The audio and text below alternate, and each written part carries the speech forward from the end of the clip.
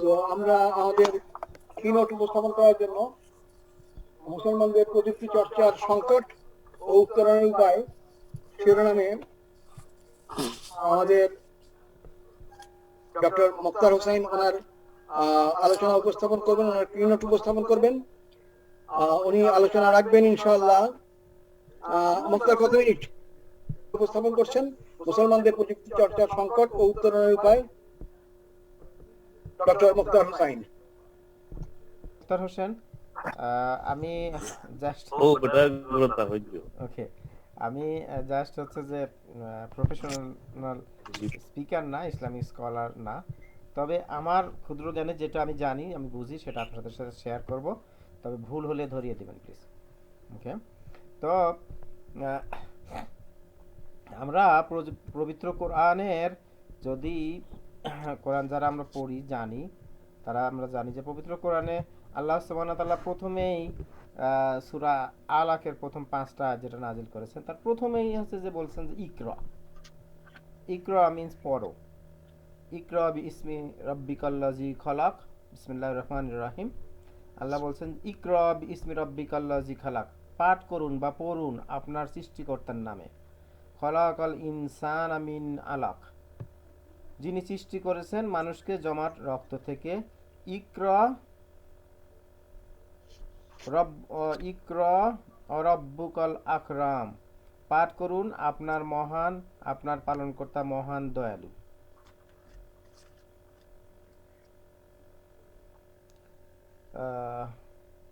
আল্লাজি আল্লামা বিল কালাম, যিনি মানুষকে শিক্ষা দিয়েছেন কলমের সাহায্যে। আল্লামাল ইনসানা মালাম ইয়ালাম, তিনি মানুষকে শিক্ষা দিয়েছেন যা মানুষ জানতো না, সে জানতো না। তবে এবং আমরা আরও জানি যে আল্লাহ এই দুনিয়ার সৃষ্টি শুরুতে প্রথমেই সৃষ্টি করেছেন কলম। দুনিয়ার সব কিছু সৃষ্টির আগে আল্লাহ কলম সৃষ্টি করেছেন।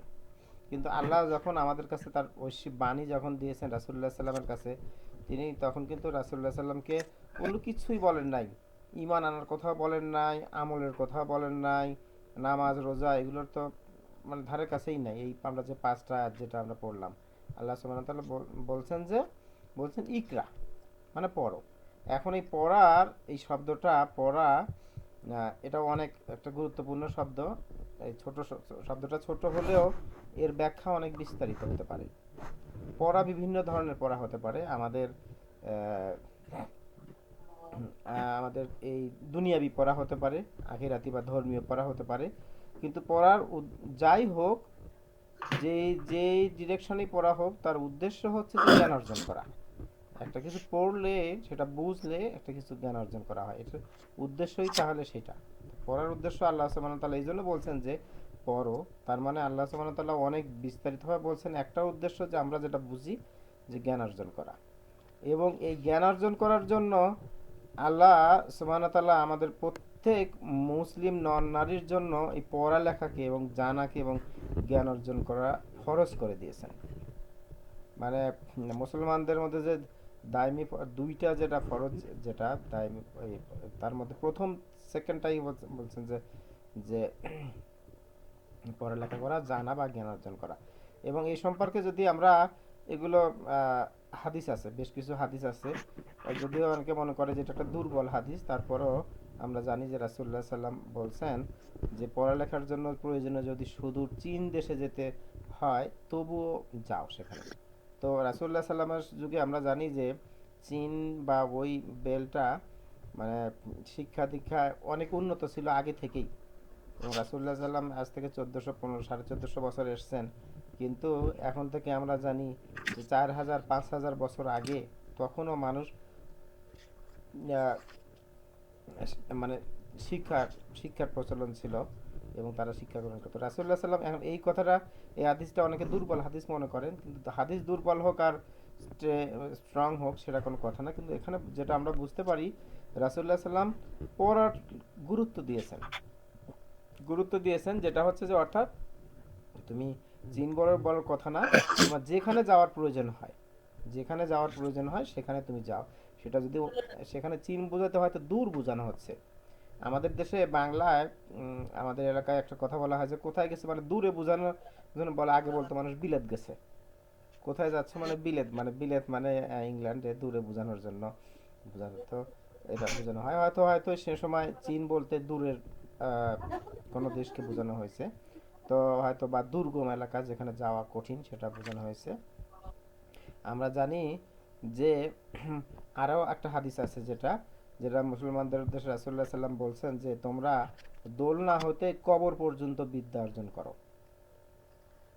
তো আসলে দোলনা থেকে তো বাচ্চারা শেখা শুরু করে, এটা তো আমরা সবাই শেখা শেখা শুরু করেছি দোলনা থেকে, কিন্তু এখন প্রশ্ন হচ্ছে কবর পর্যন্ত কি মিন করছে। কবর পর্যন্ত মিন করছে যে আমরা তো জানি না যে কখন আল্লাহ সুবহানাহু ওয়া তাআলা আমাদেরকে নিয়ে যাবেন। তো যতক্ষণ পর্যন্ত আমরা বেঁচে আছি ততক্ষণ পর্যন্ত আমাদের এই বিদ্যা অর্জন করা, জ্ঞান অর্জন করা বা পড়ালেখা করা যা হচ্ছে যে গুরুত্ব দেওয়া হয়েছে মৃত্যুর আগ পর্যন্ত।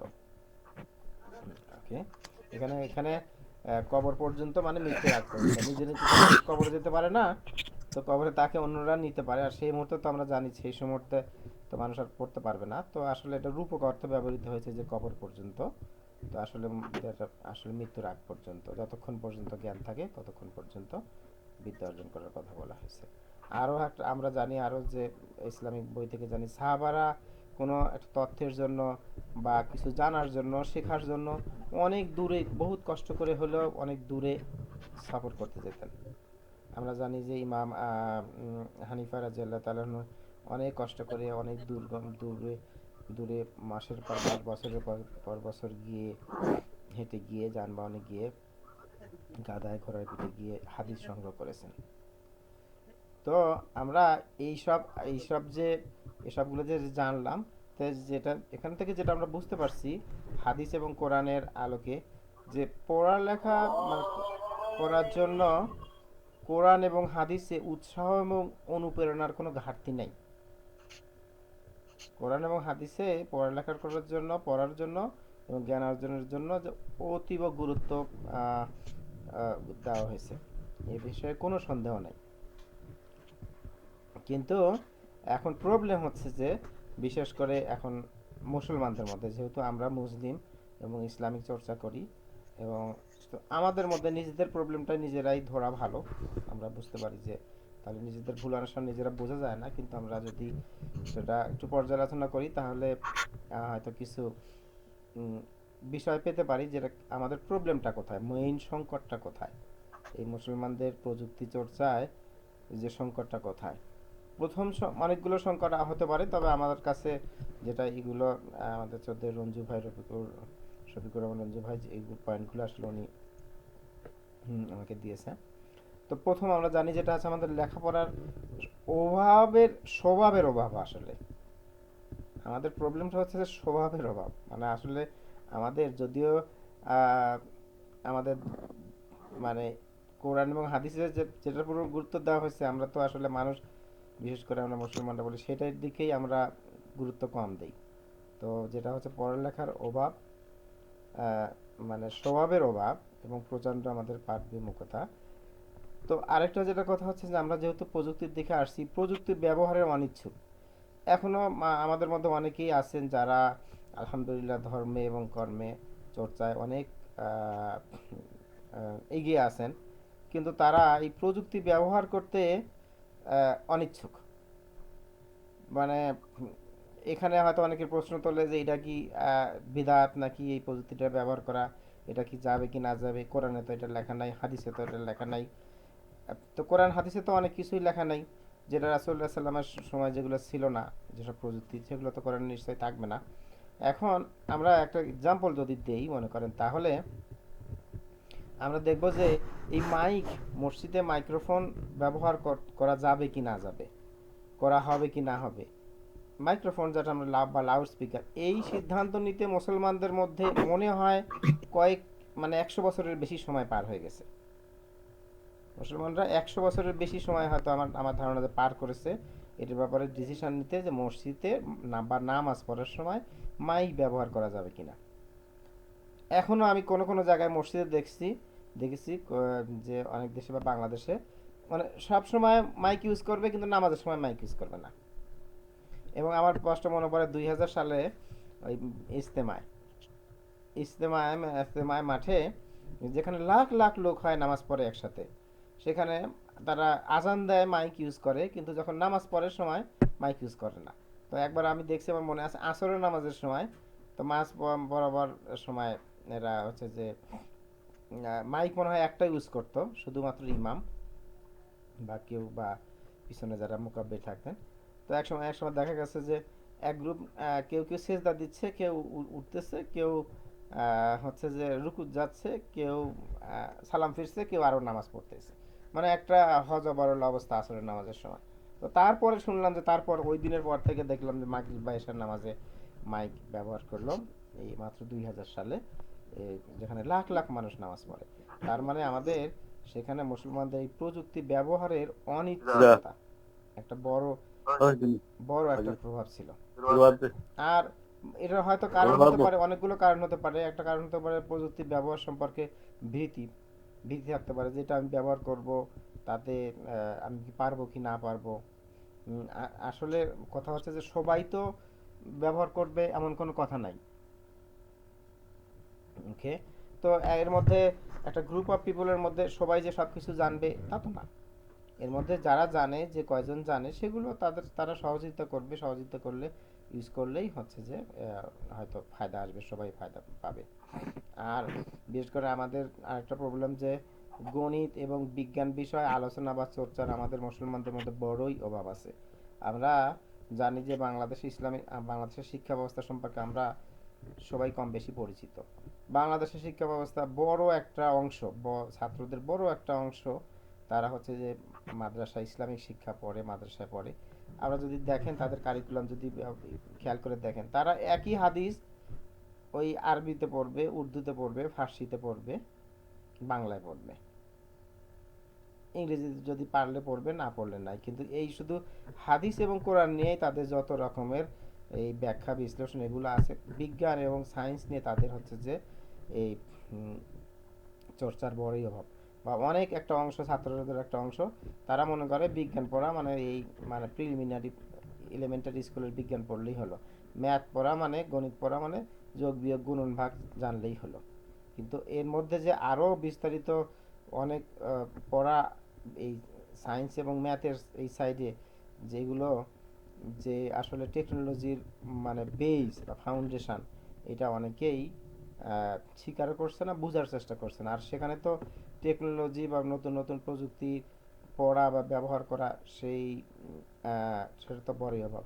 তখন একটা বিষয়, এখন একটা আশার আলো, যে এর মধ্যে একটা নিউ জেনারেশন, একটা তারা নিজেরাই হয়তো বেসিক কিছু টেকনোলজি ইউজ, ফোন যেমন অ্যাপ ইউজ করা, এগুলো শিখে শিখে নিচ্ছে। ওকে, তো আসল বড় সমস্যা হচ্ছে যে আমাদের জীবনের সম্পর্কে অনেকেরই, এটা বলা যায় যে জীবনের যে জিজ্ঞাসার জন্য বড়ই অভাব আছে। বিশেষ করে আমরা বলবো প্রযুক্তির, এই প্রযুক্তি সম্পর্কে জানা এবং অভাব আছে। তো যেটা বলছিলাম যে তরুণ সমাজের মধ্যে একটা অংশ এখন যারা নিজেরা সেলফ মোটিভেটেড হচ্ছে এই নতুন টেকনোলজি ইউজ করার জন্য, কিন্তু তার ডিমেরিটস হচ্ছে যে এর মধ্যে আবার অনেকেই সোশ্যাল নেটওয়ার্কিংয়ের জন্য অতিরিক্ত সময় ব্যয় করছে। তো যেটা হচ্ছে তারা এই সোশ্যাল নেটওয়ার্কিংয়ের জন্য এখন নতুন কিছু প্রযুক্তি হচ্ছে, যারা এন্ড লেভেলে উইদাউট এনি টেকনোলজি নলেজ তারা ইউজ করতে পারতেছে। হয়তো এখন একটা জেনারেশন দেখা যাচ্ছে যে এরা আলেমওয়ালারা এখন এই টেকনোলজি ব্যবহার করা শুরু করেছে, কিন্তু এটা যে হয়তো সময় লাগবে, আশা করতেছি যে তারা অভ্যস্ত উঠবে। তবে যেটা হচ্ছে যে আমরা জানি যে এই এই যে সোশ্যাল নেটওয়ার্কিং বিশেষ করে, এটাতে বা আড্ডা দেওয়া বা অতি ঘুমানো বা অলস সময় নষ্ট করা, বিশেষ করে বাংলাদেশের প্রেক্ষাপটে গল্প গুজব করা, চায়ের দোকানে বসে থাকা, এই কাজটাতে বড় একটা মুসলমানদের একটা অংশ, বড় একটা অংশ সময় নষ্ট করতেছে, সময় নষ্ট করছে। এখন আমরা যদি একটু রিকল করি, দেখবেন সারা দুনিয়ায় মুসলমানদের ইগনোর করা হয়, সারা দুনিয়ায় মুসলমানদের ইগনোর করা হয়, কিন্তু আদার জিউস পিপলদের মূল্য দেওয়া হয়। কেন? চিন্তা করেছেন কি এই জিনিসটা? যে কেন এই জিউসরা মাত্র মুসলিম জেনারেশনের মানে জেনারেশনের পুরো পুরো মানে ওয়ার্ল্ড পপুলেশনের নজর 4% হয়তো জিউস পিপল, নজর আর মুসলমানরা তো প্রায় 25% মুসলমান সারা দুনিয়ায়। তারপরেও এই মাত্র এই সামান্য কিছু জুইস বা ইহুদিদের দুনিয়াব্যাপী সবাই এদেরকে মূল্যায়ন করে বা ওদেরকে সাপোর্টও দেয়, ওদেরকে ভ্যালুও দেয়। কেন? কারণ কি হচ্ছে যে তারা জ্ঞান বিজ্ঞানে উন্নত। আমি 2008 বা 10 সালের দিকে একটা রিসার্চ পেপার থেকে কোট করেছিলাম, দেখা যাচ্ছে যে 2010 সালের কথা। সেই 2010 সালের দিকে আপনি চিন্তা করেন যে জিউসদের, ইসরায়েলদের একটা গবেষণা দেখা গেছে যে ওদের 90% বাচ্চার ম্যাথ এবং সায়েন্সের স্কোর 90 আপ। যে দেশের 90% বাচ্চার, মনে করেন যে স্কুল গোয়িং বাচ্চা, যে মিডল এবং হাই স্কুল বাচ্চা, যাদের ম্যাথ এবং সায়েন্সের স্কোর 90 আপ হয়, দ্যাট মিন্স এ প্লাস, তারা স্কলার হবে, নাকি আমাদের দেশের মনে করেন প্রেক্ষাপটে যারা ওই শুধু কোরআনের হাফেজ হচ্ছে আর কিছু জানে না।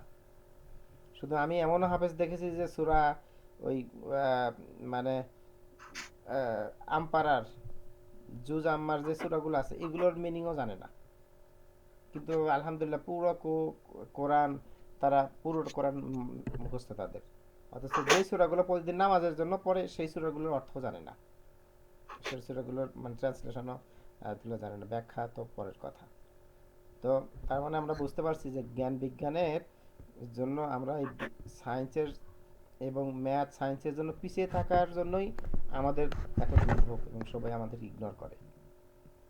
ওকে, তাহলে কিন্তু আসলে আমরা যেটা জানি মুসলমানদের কোরআন হাদিস থেকে যেটা আমরা দেখলাম, কোরআন এবং হাদিসে উভয় কিন্তু আমাদের টেকনোলজি বা পড়ার কথা বলা হয়েছে, পড়া থেকেই তো টেকনোলজি আসছে, রিসার্চ আসছে, পড়া থেকে রিসার্চ আসছে, রিসার্চ থেকে টেকনোলজির উদ্ভব হয়েছে।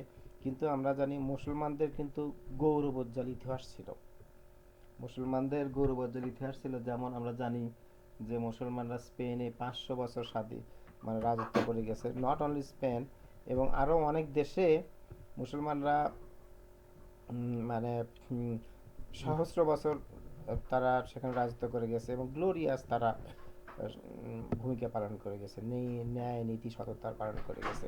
এবং মুসলমানদের কন্ট্রিবিউশন সায়েন্স, স্পেশালি ম্যাথ এবং মেডিকেল সায়েন্সে অভূতপূর্ব।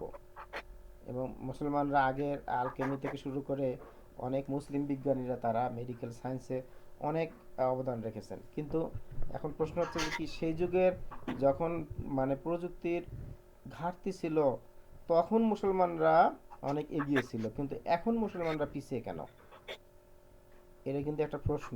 এবং আমাদের বিশেষ করে এখন এটা চিন্তা করতে হবে যে কেন আমরা মুসলমানরা, আমাদের কোরআন হাদিসে জ্ঞান অর্জন করার কথা বলা হয়েছে, মুসলমানদের গ্লোরিয়াস মানে হিস্টোরিক্যাল গ্লোরিয়াস ইতিহাস আছে এবং জ্ঞান বিজ্ঞানের অবদান রাখার জন্য, তারপরও বর্তমানে আমাদের এই অবস্থা কি, এই অবস্থা কেন? তাহলে সুতরাং আমাদেরকে উত্তরণের উপায় চিন্তা করতে হবে। আমাদেরকে চিন্তা করতে হবে যে কিভাবে আমরা এই পথ থেকে মানে জ্ঞান বিজ্ঞান চর্চায় যে আমরা যে পিছিয়ে আছি কিভাবে আমরা অগ্রসর হতে পারি, এটা নিশ্চয়ই আমাদেরকে চিন্তা করতে হবে। এখন অ্যাজ এ মানে বাংলা ভাষাভাষী, বিশেষ করে বাংলা ভাষাভাষীর সবচেয়ে বড় একটা organisation platform MUNA, Muslim Ummah of North America. তো মুনা একটা হচ্ছে যে আলহামদুলিল্লাহ এখন আমেরিকায় মানে লাখ লাখ মানুষ মুনার সম্পর্কে জানে, মুসলিম অফ নর্থ আমেরিকা, যারা হচ্ছে কোরআন এবং হাদিসের দাওয়াত দেয়। কিন্তু এবং নট অনলি শুধু আমেরিকায়, যদিও আমেরিকা বেস মুনা, কিন্তু বাংলাদেশ থেকেও অনেক লোক এখন মুনা সম্পর্কে জানে, বাংলাদেশ থেকে মুনার প্রোগ্রামে অ্যাটেন্ড করে। হয়তো এই প্রোগ্রামেও হয়তো বাংলাদেশ থেকে অনেকে জয়েন করছেন বা এই প্রোগ্রাম আমাদের এই প্রোগ্রামগুলো ভিডিও দেখতে পারবে এখন প্রযুক্তির জন্য ফেসবুকে বা ইউটিউবে থেকে। কিন্তু যেটা আমার মনে হয়েছে যে মুনার একটা সম্ভাবনাময় একটা স্কোপ আছে, যেমন হচ্ছে যে কিছু কিছু মানে উইংস তৈরি করা, কোরআন এবং হাদিসের দাওয়াত দেওয়ার পাশাপাশি যেমন কয়টা উইংস আমি আমি বেশি ফোকাস করব, আমি কথাও বলেছি মুনার মুসলিম আমার লোকজনের সাথে, যে MUNA IT training and service department থাকা অতীব জরুরি।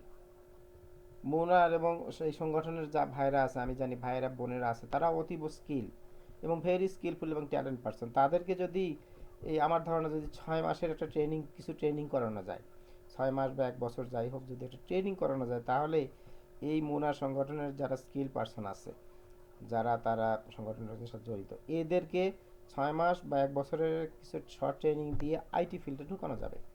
আইটি ফিল্ডে মানুষ একটু ভীতি আছে, মনে করে আইটি ফিল্ডে কাজ করতে গেলে সবারই কম্পিউটার সায়েন্সের ডিগ্রি থাকা লাগবে, আইটির ডিগ্রি থাকতে হবে, আইটির ব্যাকগ্রাউন্ড থাকতে হবে। No, not necessary that.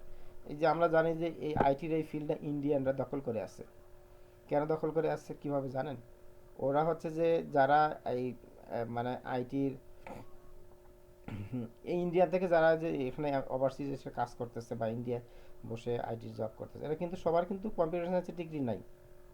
ওদের একটা বড় একটা নেটওয়ার্ক আছে, যে নেটওয়ার্কটা কি করছে, এদেরকে ট্রেন আপ করতেছে, এদের 6 মাস বা বছর ধরে ট্রেনিং দিচ্ছে, যাদের প্রসপেক্টিভ যাদের ইয়ে আছে ঘরে বসে মহিলারা, যে যারা আইটির জব করে তাদের ওয়াইফদের ট্রেনিং টেস্টিংয়ের জব শিখাচ্ছে। কারণ টেস্টিংয়ের এই জবগুলো সামান্য কিছু সামান্য কিছু আইটি ব্যাকগ্রাউন্ড হলে মানে টেস্টিংয়ের জব করতে পারে। তো এখন যেটা আমি সাজেস্ট করেছি যে মুনার একটা আইটি সার্ভিস, মানে IT training and service wings থাকা দরকার। যেমন আরেকটা উইংস যেটা আমি বলছিলাম যে MUNA ESL, English learning service, ESL, এবং মুনার আইটি ট্রেনিং এবং সার্ভিস থাকা দরকার। এখানে যে আইটি ট্রেনিং এবং সার্ভিস থাকলে, ডিপার্টমেন্ট থাকলে, এখানে 10 জন বা 20 জনের একটা গ্রুপ থাকলো, তারা ট্রেনিং মডিউল তৈরি করলো এবং ট্রেনিং দিল। এখানে সাথে যারা ভাই আমাদের সংগঠনের ভাই বোনেরা যারা আছে, যারা এখানে আমেরিকা এসে অনেকে ওয়ার্ড জব করে, আমেরিকায় এসে দেখা যাচ্ছে অনেকে ওই আসে হয়তো গ্যাস স্টেশন বা গ্রোসারি স্টোর বা অন্য কোনো বা ট্যাক্সি চালানো, এরকম জব আছে। তো একটা ভুল ধারণা মানুষের যে ভালোই তো ইনকাম হচ্ছে, শুরুতে তো এসে ভালো ইনকাম, আমি মাসে 1 লাখ টাকা 2 লাখ টাকা ইনকাম করি, তো মনে হয় ভালোই তো। কিন্তু আসলে তো জীবন তো এভাবে যায় না, একসময় দেখা গেছে আর এতভাবে দিনে রাতে সবসময় কাজ করতে পারে না। কিন্তু এখন মুনার যদি এই আইটি ট্রেনিং এবং সার্ভিস ডিপার্টমেন্টটা থাকতো, তাহলে কি হতো, এই ভাইদেরকে ট্রেন আপ করে আইটি ফিল্ডে আনানো যেত। সারা সারা আমেরিকা জুড়ে আমি মনে করি 20 জন 30 জন যথেষ্ট ভাই বোন আছে, স্কিল পারসন আছে, যাদেরকে নিয়ে এই একটা আইটি প্ল্যাটফর্ম তৈরি করা যায়, যারা ট্রেনিং দিবে। এখন এখানে একটা প্রবলেম আছে, যে অনেকে মনে করে যে মুনা বোধহয় free training, Munnar free training দেবে না, দেওয়া উচিত। কিন্তু আমি যেটা পার্সোনালি সাপোর্ট করি যে ট্রেনিংটা ফ্রি হওয়া উচিত না।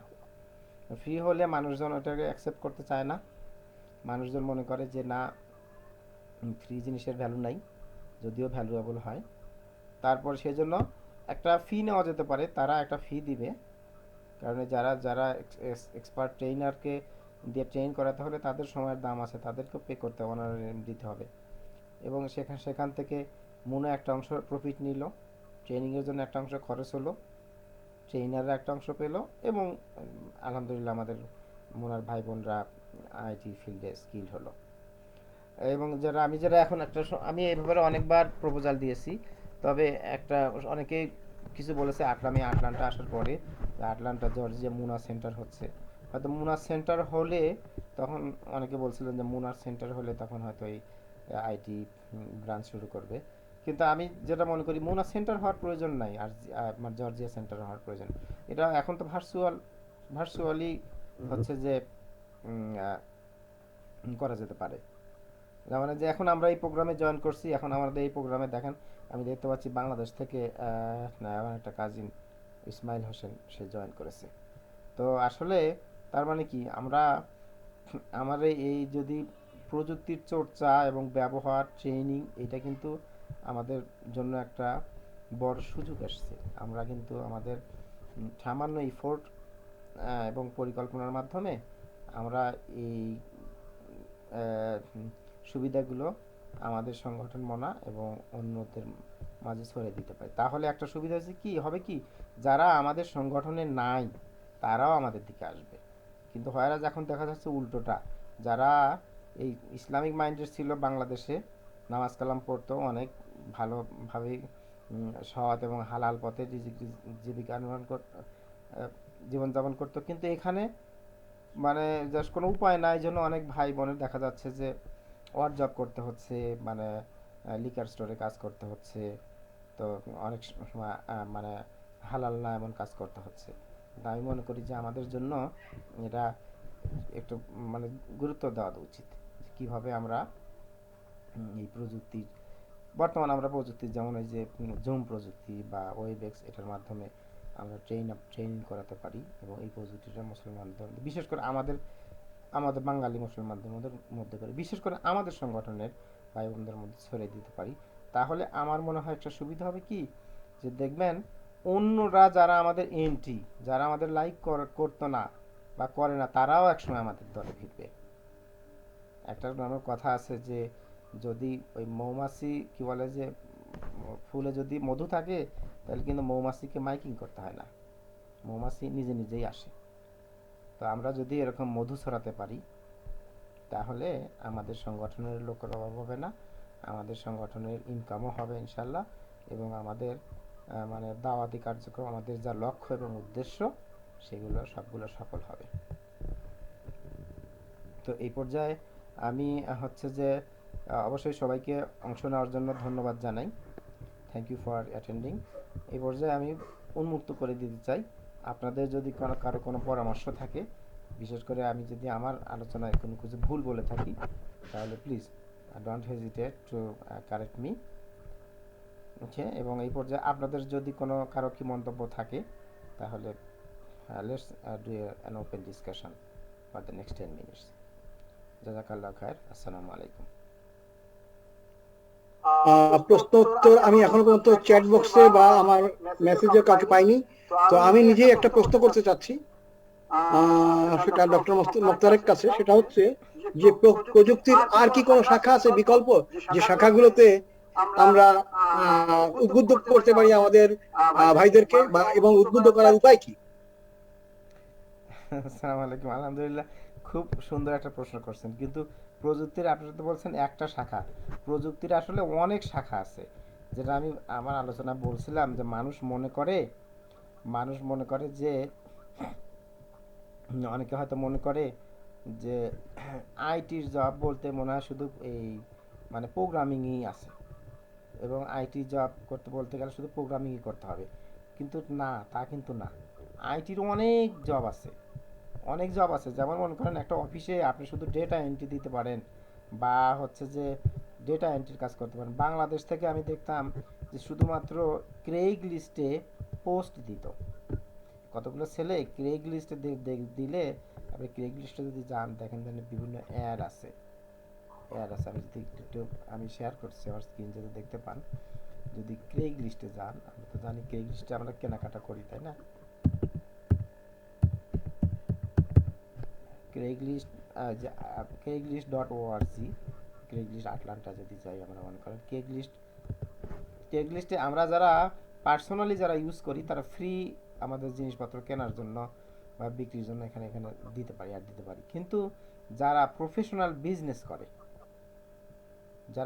করে, তারা বিজনেসম্যানরা এখন অ্যাড দেয়, পত্রিকায় অ্যাড না দিয়ে ক্রেইগলিস্টে দেয় অনেকে অ্যাড দেখতে। ক্রেইগলিস্টে অ্যাড দেওয়ার জন্য মনে করেন একজন কোম্পানি যারা সোফা বিক্রি করবে, বা এই যে দেখেন এই যে পেট বিক্রি করবে, বা সাপোজ মনে করেন এখন এখন এখন গরম শীতের দিন আসতেছে, অনেকের হিটার নষ্ট হয়েছে, হিটার মনে করেন যে সার্ভিস অ্যান্ড সেল, মনে করেন heater in service and sale. এখন এইগুলো যারা কাজ করে, এই কাজগুলো দেখেন তারা এই যে এরা দিয়ে রাখে, অ্যাড দিয়ে রাখে, যেন তারা কাস্টমাররা দেখতে পারে। কিন্তু এই কোনো অ্যাডগুলো দেখছেন প্রায় একই রকমের অ্যাড, এই যে দেখছেন না, এই অ্যাডটা একই রকমের অ্যাড, মানে দেখছেন একই কোম্পানির অ্যাড, কিন্তু এই লোকটা এই অ্যাড সে নিজে দেয় না অনেক সময়। এই দেখছেন না, প্লাম্বার একই রকমের, সে এই লোকটা এই অ্যাডগুলো দিতে তার হয়তো নিজের সময় নেই, সে হয়তো অন্যকে দিয়ে অ্যাডটা দিয়ে নিচ্ছে 50 সেন্টস দিয়ে, বা একটা অ্যাড পোস্ট করার জন্য 50 সেন্টস পে করতেছে। তার জন্য এখন আমেরিকার একটা লোকের জন্য, যেটা প্লাম্বারের জন্য 50 সেন্টস বা $1 দেওয়া কঠিন কাজ না, সহজ কাজ। কিন্তু বাংলাদেশ থেকে কেউ যদি এরকম এই দিনে যদি 100টা পোস্ট দিতে পারে একজন, 100 জনের সাথে, 50 জনের সাথে যদি তার ইয়ে থাকে, লিঙ্ক থাকে, 100টা পোস্ট যদি দিতে পারে, সে $50 ইনকাম করতে পারে একদিনে। $50 ইনকাম না করতে করলেও সে যদি $20ও ইনকাম করে, সাপোজ মনে করেন, তাও অনেক অনেক ইনকাম হচ্ছে।